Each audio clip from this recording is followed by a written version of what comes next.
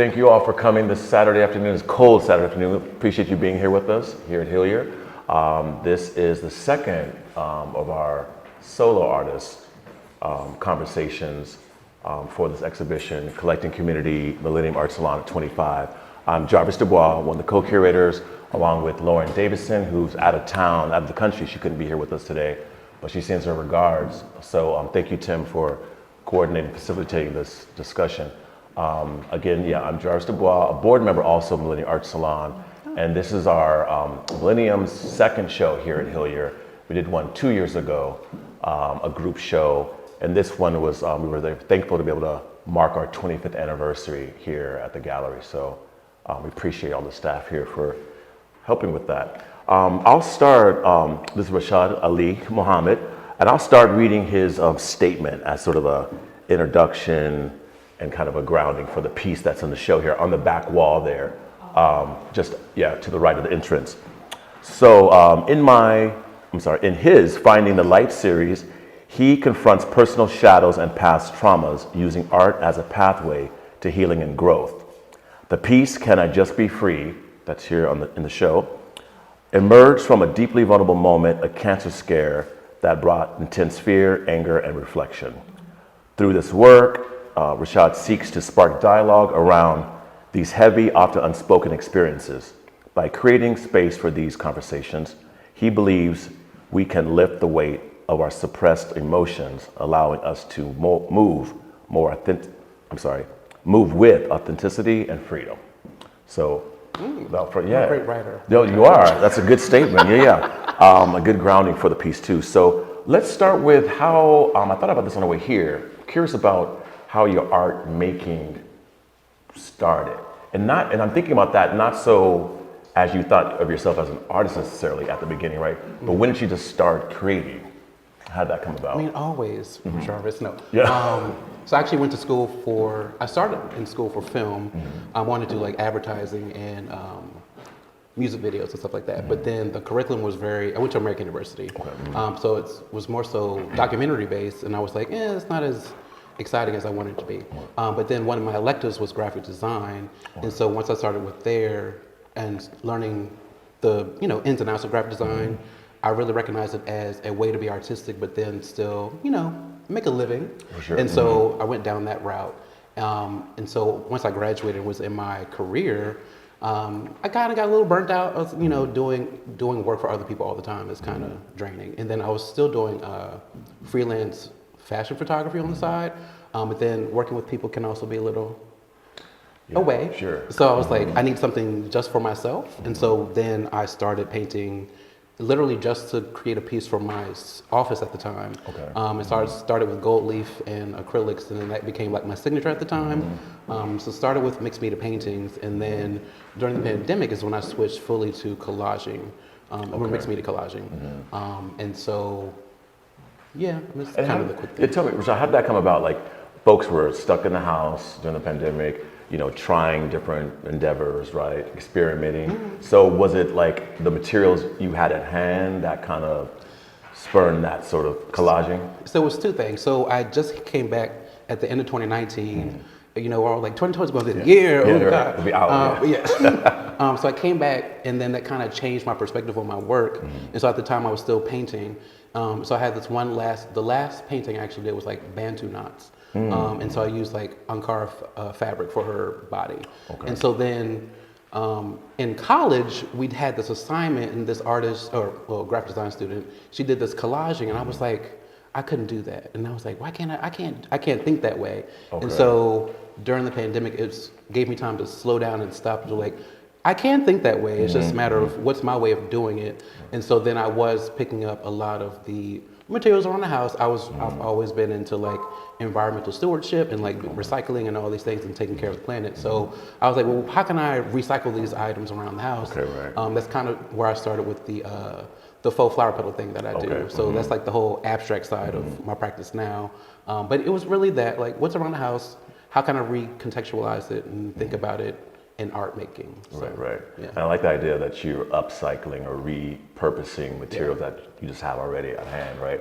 And using it in a very creative way, along with the paint, that medium, right? That's still a part of your practice. So tell us about this particular piece that you have in the show, and also to kind of ground it to a little bit more. You're thinking about, like when we approached you about participating in the show, and thinking about a piece that you were going to submit, you know, because I know this is a very personal piece. So kind of what was your thought process, if you can share that with us a little bit, you know, Sure. maybe the hesitation in that or not? Okay, so I'll run it back a little bit more. So since this Millennium Art Salon is around Mel and Juanita Hardy, so I actually met Mel in 2023 during it's an Art and Peace Building Fellowship with the Carter School of Conflict Resolution at George Mason University. So I was a fellow there, and so we had this, the first lecturer we had was a professor at George Mason. His name is Chalky Friend. He's a Lebanese artist and professor, clearly. And so one of the things he was really talking about was, what's the burning passion that shows up in our work and the conversations we're having beyond just like the aesthetically pleasing parts of art. And so that was like, so that was 2023, and it took me a while to kind of really let that all settle in and really think about, well, what's the work that I want, what's the conversations that I want to have with my work. And so earlier this year I had a residency at Peter Butler Foundation in Winchester, Virginia. So they gave me a lot of time to really process. I was there like for a month. Time to process life and things. And I would say I set out in 2024. My partner, he started shadow work journaling in 2023. And I was like, so shadow work journaling is started by Carl Jung, and it's really centered around dealing with your past traumas and your, vulnerable moments, and how do you bring that into your current life, but then also be in balance with it. So balancing your light and dark selves. And so when I was reading the prompts in the journal, I was like, these are really great for like starting a memoir or writing something. And so I set out with the intention of creating this body of work that is centered around doing my own shadow work journaling, and then taking each piece that I do and writing like what led to it, and then what I learned from creating the piece. So that's like the further end of what this project will end up being. And so it started with a self-portrait around my coming out experience, and like my mom had made this offhanded comment, like parents do, where she's being parental and like wants me to be safe and secure and all these things, but she was talking about my wardrobe. Like at the time I was like super vibrant with color, and she was like, well, that looks really away. Maybe you should tone it down a little bit. And so I was like, so that after that time point, or after that period, I was wearing only black. Then eventually I started with black and white. Then I started with pattern. And then eventually I got to, now I kind of balance with black and then pops of color. But then it's kind of those random kind of conversations that you have, and people say things, and you're kind of like, people don't know how they affect you until I guess you tell them. And so that's where it started. And so then as I was going through that process, I had a cancer scare. And so the cancer scare, so I'll say this piece was in that in-between time of the doctor giving you a potential diagnosis, and then them doing biopsies, and then doing all these experiments or whatever to say like, to get a definitive answer, which I actually never got a definitive answer, which I also learned, y'all don't know what this is. So like, eventually they're like, well, it's not cancer, but they didn't know what it was. Which was, so it was like a skin rash that I had. And so I was like, skin cancer. I was like, oh my God. And so when I was creating this piece, it was kind of that feeling of that rawness, that rage of like, not knowing, but I still have to live life, and kind of, what am I doing? But I still you still have to live. And so part of the patterning that's on the top of that is this like kind of maze, kind of labyrinth kind of motif. And so I was doing some research and like looking at Adinkra symbols, and this one called Nikin Kim, and that's about, it's like a twisting labyrinth looking kind of symbol, and it's about that life's journey and being resilient and knowing, life's going to give you twists and turns, you got to just kind of keep going. And so that's where I guess that motif for that part came. But then also just in terms of the piece itself, it actually took me a while to do because it was so raw, and so like I had never did that before, and so it's kind of like I wanted to learn to balance, how do you have a heavy conversation but still give people a sense of like empowerment or uplifting them and understanding like there's more than just the heavy part. It's kind of what do you learn from that and how do you grow from it. And so that's like a lot of the pieces in the body of work is this balance of light and dark. So right. Yeah. Thinking about like how the complicated emotions you were probably going through, right, in that in-between state, not knowing, thinking it's something that had to be like nerve-wracking. Absolutely. So literally, so I went to the dermatologist. When he said what he had said, so it was actually related to. So I'm HIV positive, so it's kind of like the cancer was related to that, and I was like, oh shit. But then I was like, I'm healthy, I'm undetectable, I'm all these things, and so I was like, how is this the case? What is this? Yeah. And so like literally in the car when I got out, I was bawling. Like I was, it was a moment. Hit you. Absolutely. And so, but then it's like, then I started telling my partners like, hey, so-and-so might be going on, you know, he was there for me and all the things. And so it's funny or interesting that I never told my parents about my HIV status until I possibly had the cancer part. And I was like, but then because it was kind of related to that, I was like, oh, it's because of so-and-so. And they're like, oh, but then it's like, so I've been positive since, 2011, graduated college then. And so it's like, it's a thing for me and I've been dealing with it for that long. And so it's like, for them, it was like, why didn't you ever feel like telling us? And it's like, it's the thing. It's like, it feels like, especially as a gay person, it's kind of like, it's the thing you're expecting from me or like, oh, something's going to happen. Yeah, right. And so it's like, I didn't want to disappoint in a way. But then, you know, you tell family and they're like, oh, family, you know, love and all that. That's a hard thing, right? It is, but it's interesting. So as part of this conversation is like, it's that thing, especially with Black people, we tend to not share our, I guess, negative moments or sad moments or things going on with us. And it's kind of, so when I went to therapy years ago, something I learned was like, when you lead with vulnerability, you help others feel vulnerable and feel safe to talk to you. And so it's been like, something I've been, as part of what this practice started with too as well, is like understanding how to use your vulnerability in an uplifting way for other people, which is, you know, it's not easy for everybody. And it's connective, right, in a way, right? Absolutely. Yeah, bringing people in, giving them like, that platform that they feel that they can then share, right? And I'm not the only one going through this or others, right? Yeah. And so just in this conversation or the pieces in the series that I've had and having conversations with people that like pop by the studio or just having that see it and we talk about it, they start sharing with me. I'm like, oh, okay. Like not, you know, I'm not like, ooh, give me the tea. Right. You know. But it opens up conversation, right? But you can also feel, I can see how light they feel after the fact. And so that's the point. And it's like, especially specifically for Black people, especially Black men, how do you have these conversations in a safe space with people you feel safe with, to let it out, as opposed to, because I know a lot of us hold it in, which leads to health problems. Right, the suppression of that, right? So all that. Not feeling you can tell family particularly, right? And mom and dad, that's probably going to be the hardest, right? Sure, absolutely. You know, especially when there's no rule book about how to handle a gay son, a gay child, right? And so you come out and, you know, they're trying to figure it out. And they can be reactionary at times, right? Say things that they regret later, maybe, you know. Or there's unaware of, and they're like, it's funny when you confront them about it. They're like, well, I was doing the best I can. I was like, I understand that. That's fine. This is still how I felt about it, and it's not, you know, not taking away from what you were doing or whatever. It's just this is it. Sit with it, and it's kind of that thing of like, I learned that as well, just in therapy. Like, I'm not. My response to you or your response to me has nothing to do with me.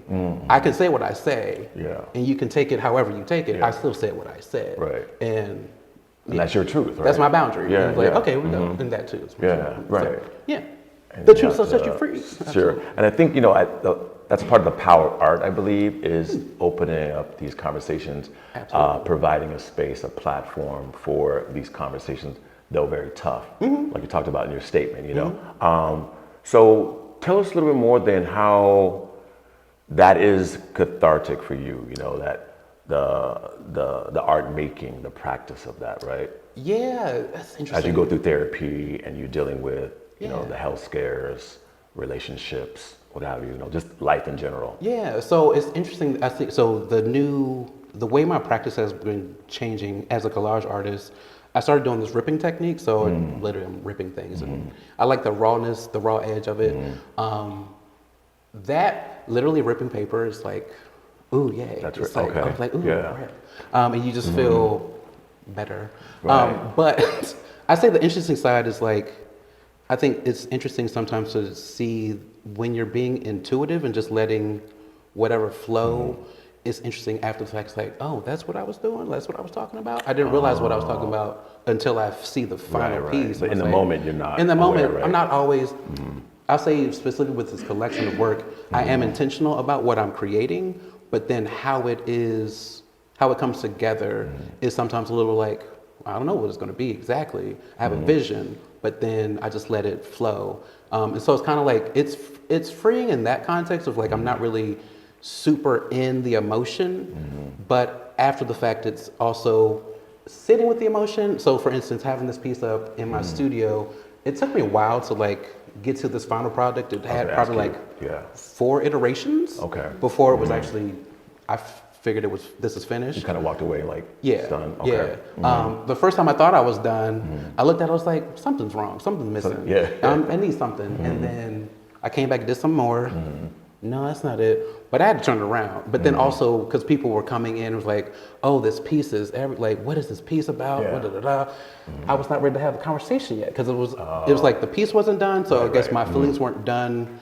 I was like stammering. I was like stammering and stumbling over the words as I was trying to talk about it. And I was like, yeah, cancer scare. And then They're like, buzzwords, right? Yeah, it's like you got the parts. And so,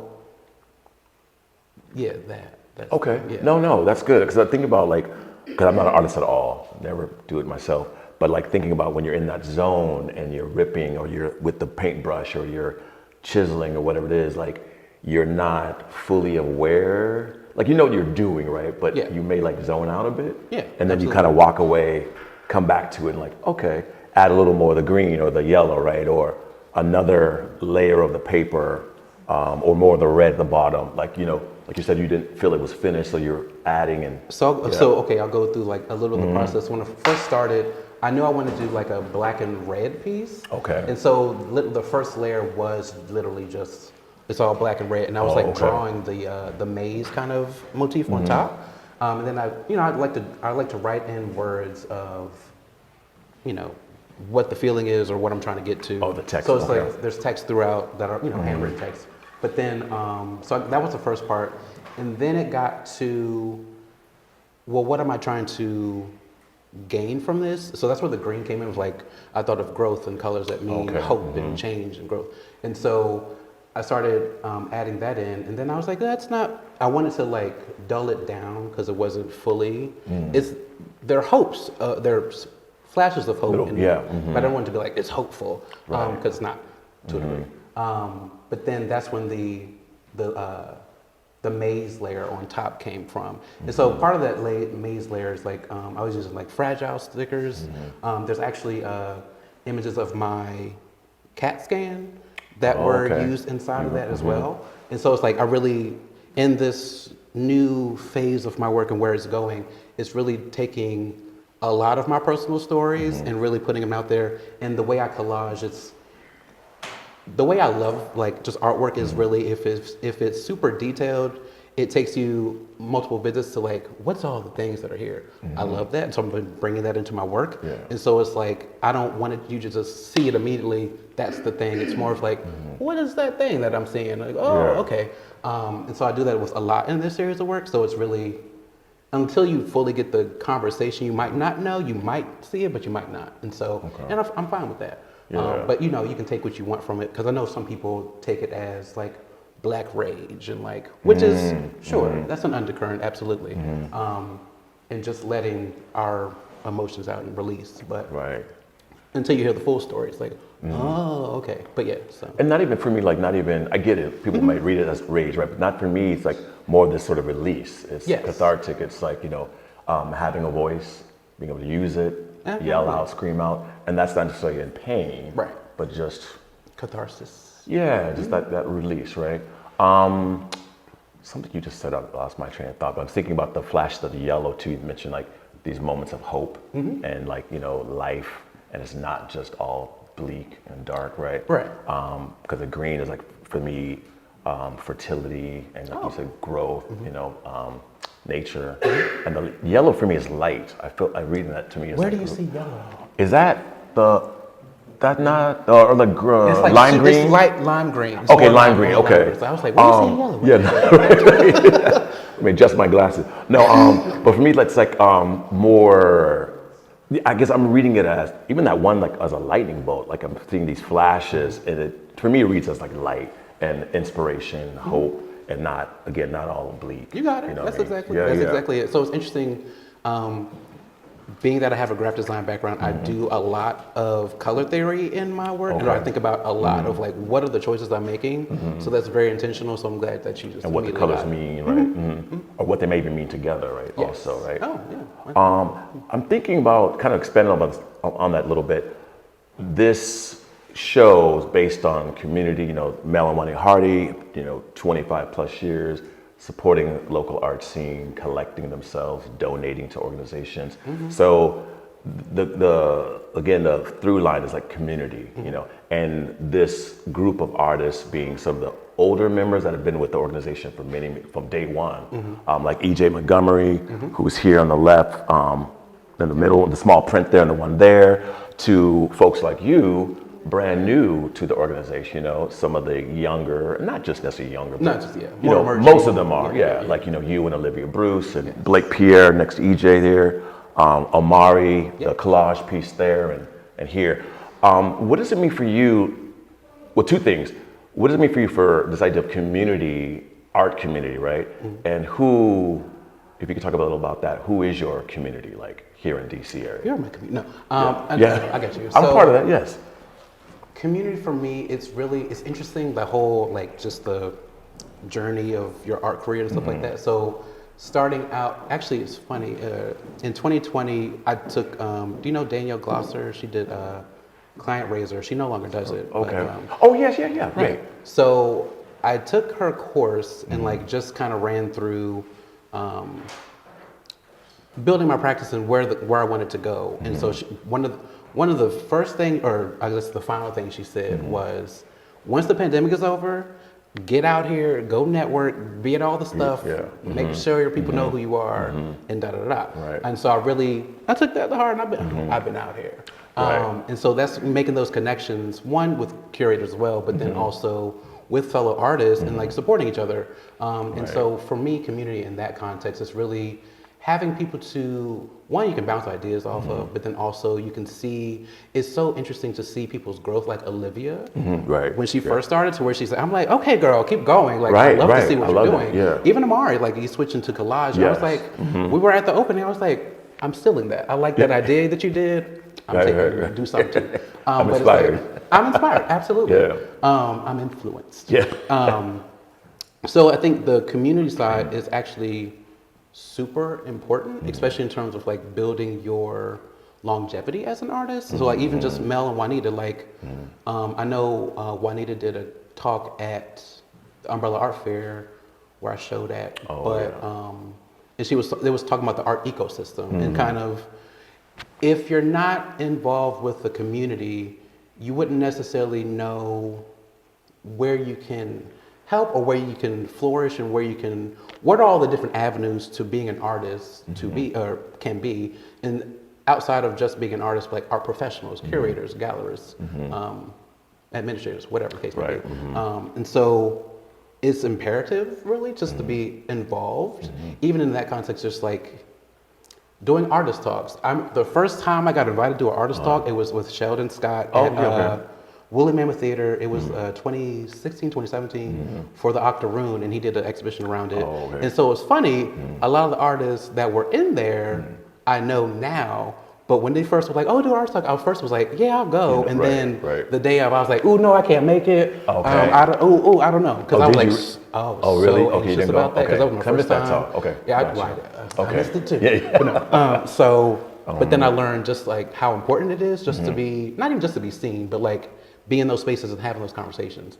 And then the second question was? Yeah, just, I think you kind of talked about that, like who your community is now. Oh, like who are the artists that A lot of black artists share. in the area, Yeah, like yeah. JP, Olivia, Omari, Bria. I met Sanu Aziza. Like, yeah. it's always, especially when we had the opening for Millennium here, this Yeah. exhibition, it always feels like a family reunion. You just feel, Right. See you feel everybody, full, yeah. you feel warm, you feel excited just to say hey to everybody and see what's going on. Right. Because even in that context, you're not always available to see. Everyone's always doing things, and like just in the last month or two, I've been all over the place. You got a lot going on. I've been great. Congratulations. That's a good segue. Let's talk about a little bit about that. I want to leave a little time for a Q&A if there's any from the audience. But yeah, what's coming up? What's coming up? The wine label, right? Yeah, the so wine label contest. Tell us about that a little bit. Sure. So Boyd Crew Wines, a black-owned Maryland-based wine company. They partnered with Shanklin Hall and Adams Morgan to do a freedom of expression wine label contest. Okay. And so I was the winner, and we're doing a reveal party. Yes. Thank you. Yes. We're doing a reveal party December 12th at 5 p.m. At Shanklin. At Shanklin Hall. Okay. So come Great. by, Yes. do your thing. Yes. But then outside of that, like I have show at Micah. Well, not I have a show, but my work is in a show at Micah for the National Collage Society. It's like their 40th annual Jordan exhibition or whatever. Okay. So that's one of the larger pieces from this body of work, Okay. and that's about people living with HIV and kind of the stigma that goes around with that. And so actually, when I did that piece, that's like I want to. Now that things kind of calmed down a little bit, I want to go back and like do a sub series of that with this work. So this another thing, I just had an opening at the Strathmore for a duo show. Sorry. You gotta go. I know. I want to see it. I've never been there. I hate to admit, I've never been to Strathmore. That's crazy, right? But yes, I You're will recorded come. saying that. No. I know, right? I will do that. Yes. How long is that show there? That one's up until January 11th. Okay, and so good. that's like completely new work. Like it's blending my abstract flower petal style with my portraiture collage, or I'll say figurative collage. Okay. And so most people will see the Alma Thomas reference as well as in it, but then so it's a duo exhibition with Jordan Wine. She's like a glitter-based artist, and so we both use full color in our work, and so.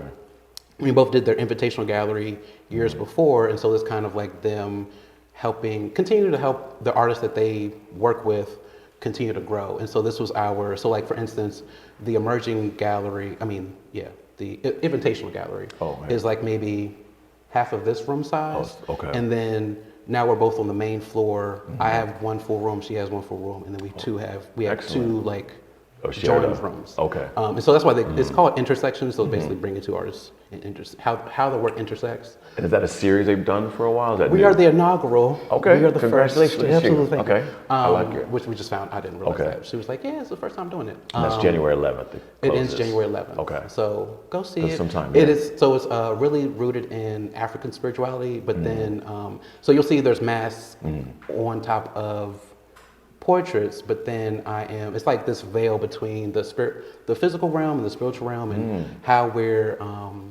connecting to our ancestors or to whatever spirits we want to bring into ourselves. And I'm using crystals and gemstones as my color palette. So nice. that is I'm saying invoking amethyst, and then I'm kind of, for people that aren't into crystals or don't really know, I add in for the labels like what the crystal or gemstone means in terms of energies or whatever. So good. Yeah. And that's also paint and paper collage that incorporated. Yes. Like absolutely. okay. Yep. Mostly just collage, less painting, but yeah. Okay. It's I love it. Okay. Go see. Great. Go buy a piece. Congratulations for that. Money. Yes.